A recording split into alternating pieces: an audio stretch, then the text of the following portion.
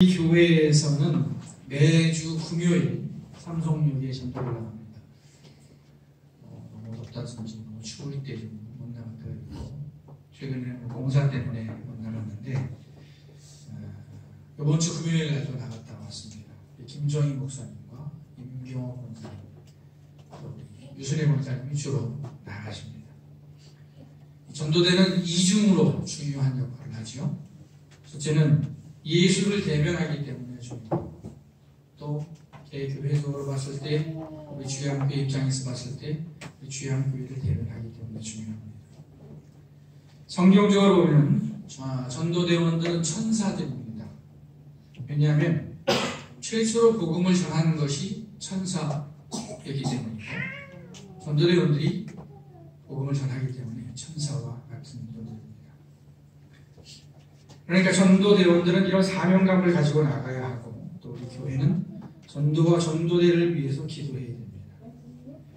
이 찬양대는 천국에서 하나님 보좌 우편에 좌우편에 앉아서 서서 하나님을 찬양하는 천사들이고, 전도대원들은 지상에 내려가서 하나님의 말씀을 전하는 천사들입니다. 그러니까 찬양대원들은 하나님 보좌 좌우편에 있는 스랍들이고, 전도대원들은 가브리엘 천사와 같은 천사들입니다. 아마 우리 교회 전도대 천사들과 찬양대 천사들은 자기들이 천사들인 것을 잘 모르고 전도하고 찬양하겠지만 천사들입니다. 성경적으로도 그렇습니다. 저는 이 천사들을 삼성역 앞에 모셔드리고 교회에 옵니다. 하지만 그제는 농협의 주차장에 자리가 있어서, 평상시에 없는 데 자리가 있어서 주차를 해놓고 전도대원들과 같이 전도하는 자리에 있었습니다. 그러면서 한 권사님으로부터 이야기를 들었습니다. 예수를 믿지 않는 어떤 분이 예수 믿는 사람에게서 천국에 관한 이야기를 듣고 얘기를 했다는 겁니다. 그 사람 이상하다. 그 사람은 정말 천국이 있다고 믿나 봐 라고 했다는 것이죠. 예수 믿고 천국 가자고 하니까 이 사람은 정말 천국이 있다고 믿나 봐 라고 이상하게 생각한 것입니다. 우리 중에 아무도 천국에 가보지 못했습니다. 혹시 환상 중에 천국에 간 분도 있다고 하고, 또 꿈에 천국에 갔다 온 분들이 있을 수가 있겠습니다만, 죽은 후에 천국에 갔다가 온 사람은 없습니다. 왜냐하면 죽으면 다시 살 수가 없기 때문이죠. 또 천국은 과학적으로 증명할 수 없습니다. 그러나 성경은 우리에게 천국과 지옥이 있다고 증언합니다. 따라서 우리는 성경 말씀을 믿어야 하고 또 믿는 것입니다. 원래 믿음이라는 것은 증명할 수 없는 것을 믿는 것입니다. 그렇다면 천국은 어떤 것입니까? 제가 늘 말씀을 드립니다만, 천국은 하나님이 자기 백성과 함께 하는 것입니다. 요한계시록에 보면 새 하늘과 새 땅이 임했는데, 그곳에서는 모든 눈물을 그 눈에서 닦아주셔서 사망이 없고 애통하는 것이나 곡하는 것이나 아픈 것이 다시 있지 않을 것이다 라고 했습니다. 그런데 이 말씀 전에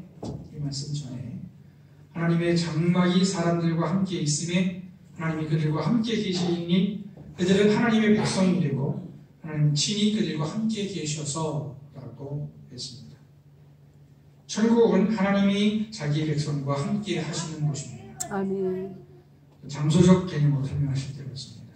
또 하나님의 백성이 하나님과 함께 하는 곳입니다. 아멘. 하나님이 자기 백성과 함께 하신다는 것은 하나님이 자기 백성과 한 공간에 계신다는 의미보다는 하나님과 하나님의 백성 사이에 막힘이 없다는 것입니다. 아멘. 사람도 마찬가지죠. 같은 공간에 있으면 아무래도 좀 통할 가능성이 많습니다. 멀리 있는 것보다. 그러나 아무리 같은 공간에 있어도 통하지 않을 가능성이 또 있습니다. 그렇기 때문에 통하는 것은 꼭 한 공간에 있어야만 되는 것은 아닌데, 하나님과 우리 사이에 막힘이 없다 하는 것은 공간적 의미라기보다는 어떤 관계를 얘기를 하는 것입니다.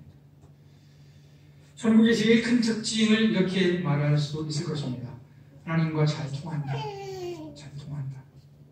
그리고 이렇게도 말할 수 있습니다. 하나님의 말씀이 들린다. 하나님 말씀이 들린다. 하나님 말씀이 깨달아진다. 성경을 읽어도 깨달아지지 않을 수가 있습니다. 재미없기만 들릴 수도 있습니다. 설교를 들어도 마찬가지죠. 전혀 안 들릴 수가 있습니다. 들리는 경우가 있습니다.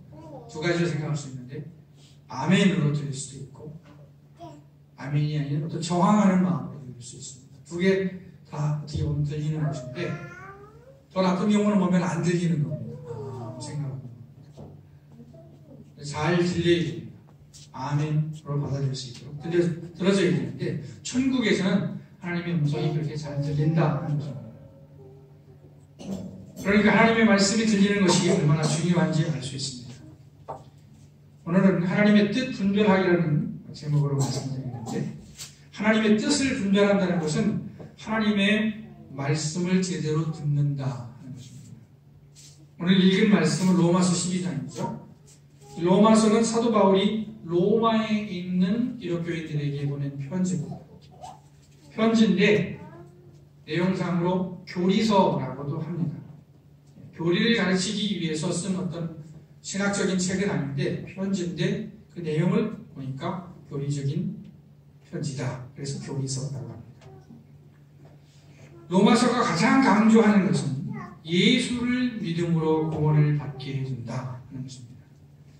아까 전도대원들이 천사라고 말씀을 드렸는데 전도받는 사람들은 왜 예수 믿는 사람들이 자꾸 예수 믿으세요 하는지 잘 모를 겁니다. 물론 아는 분들도 많이 있겠습니다만 아마 모르는 분들도 많이 있을 것입니다.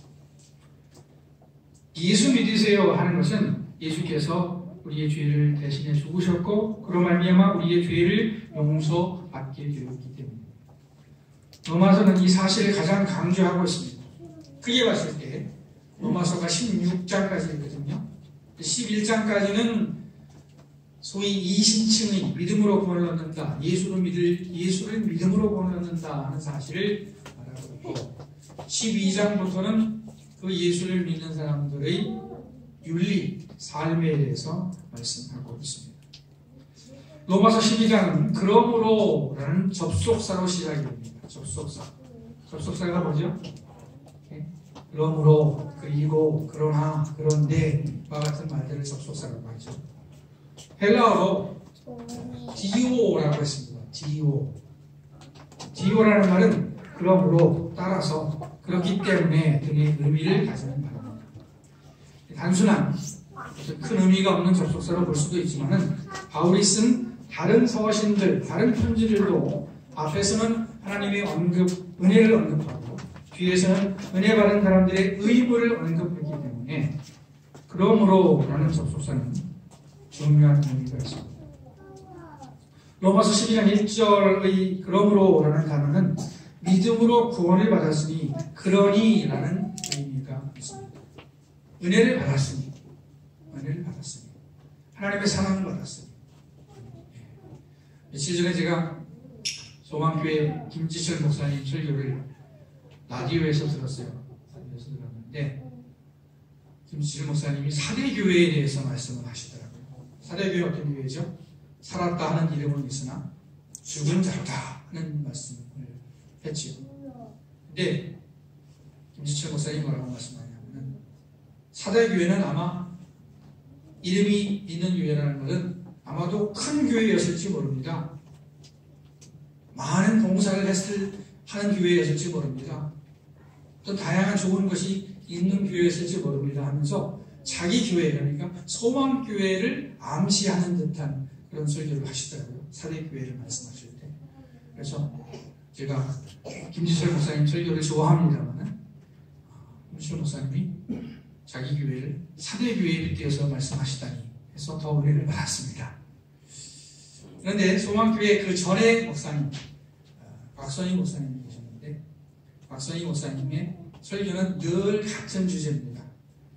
늘 같은 주제인데 어떤 주제냐면 여러분은 은혜를 많이 받지 않았습니까? 그러니 사랑하세요. 그러니 베푸세요. 라는 것이 곽선희 목사님의 단일한 주제였습니다. 로마서 11장 1절 말씀은 그런 어떤 폼을 가지고 있다고 볼 수가 있겠습니다. 그러므로 형제들아, 예수 이름으로 구원을 받았으니, 예수 이름으로 죄사함을 받았으니, 내가 하나님의 모든 자비하심으로 너희를 권하노니 너희 몸을 하나님이 기뻐하시는 거룩한 산 제물로 드리라. 이는 너희가 드릴 영적 예배이라. 너희는 이 세대를 홀받지 말고 오직 마음을 새롭게 함으로 변화를 받아 하나님의 선하시고 기뻐하시고 온전하신 뜻이 무엇인지 분별하도록 하라. 이 말씀에서 오늘 주목하고자 하는 부분은 마지막에 하나님의 뜻을 분별하라는 것입니다. 앞서서 천국에서는 하나님과의 관계에서 막힘이 없다고, 하나님과 잘 통한다고 말씀을 드렸습니다.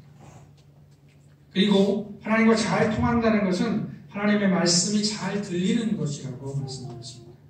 그리고 하나님의 말씀이 잘 들린다는 것과 하나님의 뜻을 분별한다는 것은 같은 것이라고 할 수 있습니다. 하나님의 뜻을 분별하라. 우리는 살면서 많은 일을 당하고 많은 사람을 만납니다. 그래서 판단해야 하고 결정해야 됩니다. 여러분, 탈북자들 이야기를 들어보면 탈북자들이 남한에 와서 나쁜 점이 있대요. 뭔지 아세요?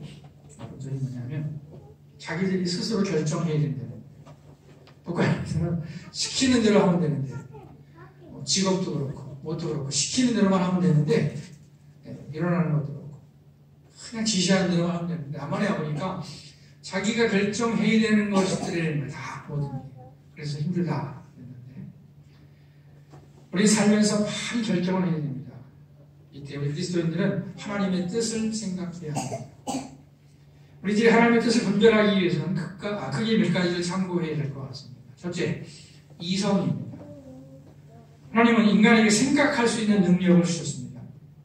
다른 동물들도 생각을 할 수 있지만 인간은 좀 더 합리적으로 생각할 수 있습니다.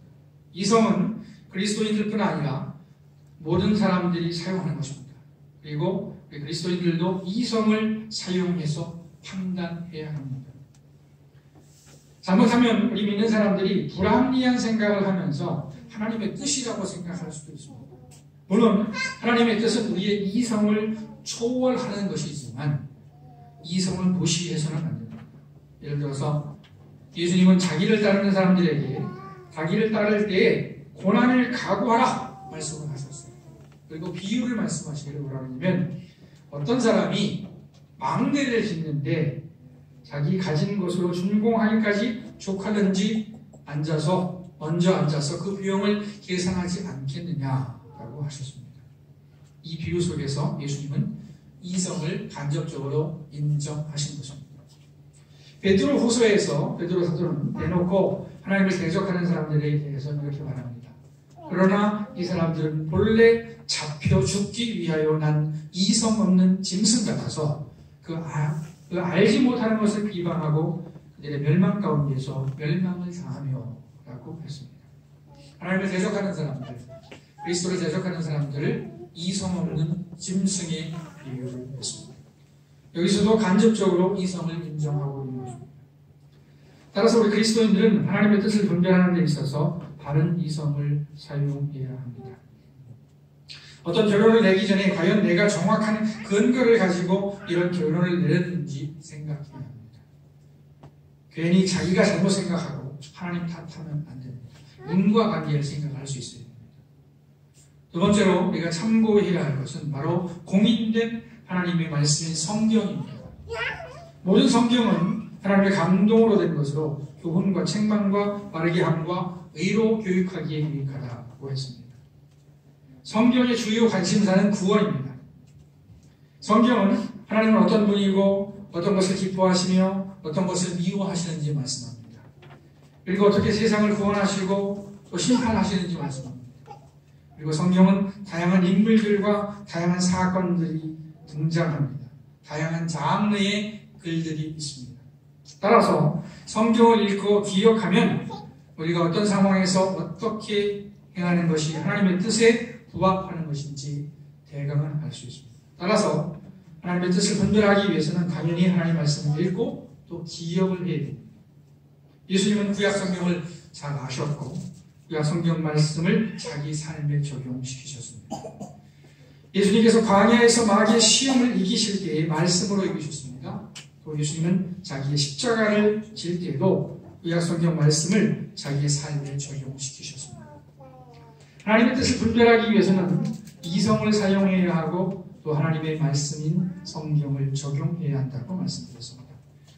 그러나 우리가 살다 보면 우리의 이성이나 성경 말씀만으로는 분별할 수 없는 하나님의 뜻을 찾게 됩니다.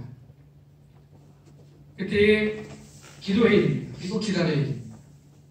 인생의 어떤 중요한 문제를 결정할 때, 특별히 중요한 문제를 결정할 때, 예를 들어서 짜장면을 먹는다, 짬뽕 먹는다 이런 거 말고, 그죠? 며칠 전에 우리 전도대 전도하고서 저기 중국집에 가서 짬뽕 짜장 먹었거든요. 근데 제가 혼자 생각할 때 내 속이 뭘 원하나만 생각했지 하나님의 뜻이 무언가 하는 생각을 안 했어요. 그리고 짬뽕을 먹었는데 중요한 문제를 결정할 때는 더 좀 신중하게 생각을 해야 됩니다. 그때 우리는 생각하고 말씀을 묵상하고 기도해야 됩니다. 그리고 우리 마음을 통해서 주시는 하나님의 뜻을 분별해야 됩니다. 다윗은 블레셋과 전쟁하기 전에 하나님께서 과연 이 전쟁에서 승리하게 해주실 것인지를 묻고 행했습니다. 하나님께서 손에 붙여주시겠습니까? 라고 물었습니다. 그리고 하나님은 다윗이 블레셋을 치는 것을 허락하셨습니다. 또 성경을 보니까 다윗의 대적자였던 사울이 블레셋을 치기 전에 하나님께 물었는데 하나님께서 대답하지 않으셨다라고 했습니다. 기도하며 하나님의 뜻을 분별할 때는 하나님께서 우리 마음에 평안을 주시는지 분별하는 것이 중요합니다. 예수님 말씀하기를 진리가 우리를 자유케 할 것이다 라고 했고 또 고린도전서에 보면은 고린도후서에 보면은 주의 영이 계신 곳에는 자유함이 있다 라고 했습니다. 따라서 어떤 일을 추진할 때 평안이 없다면 하나님의 뜻이 아닐 가능성이 큽니다.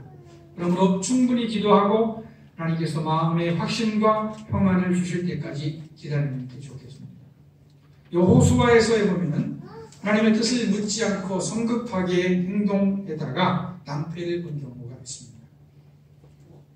이스라엘이 가나안 땅에 막 입성해서 길갈에 있을 때에 기브온 사람들이 와서 마치 멀리서 온 사람들인 것처럼 하고 여호수아에게 파친을 요구를 합니다.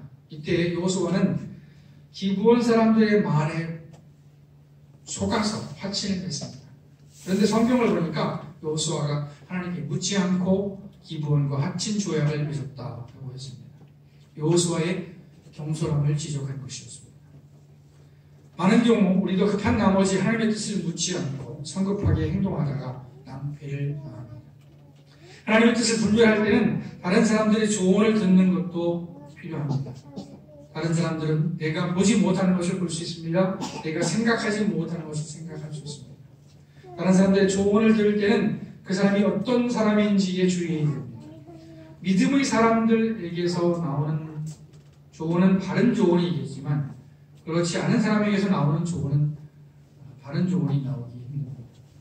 조언하는 사람이 얼마나 정직한지 또 지식과 경험이 있는지 생각하면서 그 사람의 조언을 청취하면 좋을 것입니다. 그리고 기도하는 분들의 기도도 받을 필요가 있습니다. 성경에 보면 사람들은 선지자들에게 조언을 구했고 선지자들은 조언해 주었습니다. 예를 들어서 사무엘서에 보면 사울이 나귀를 잃고 찾아다닐 때 사무엘에게 가서 조언을 구했습니다. 이때 사울에게 나귀를 찾았으니 염려하지 말라고 사무엘은 말했습니다. 하나님의 뜻을 찾는 것은 본질적으로 하나님과 통하기 위한 것이라고 할 수 있습니다. 그리고 죄를 짓지 않기 위한 것입니다. 또 일의 낭패를 보지 않기 위한 것입니다.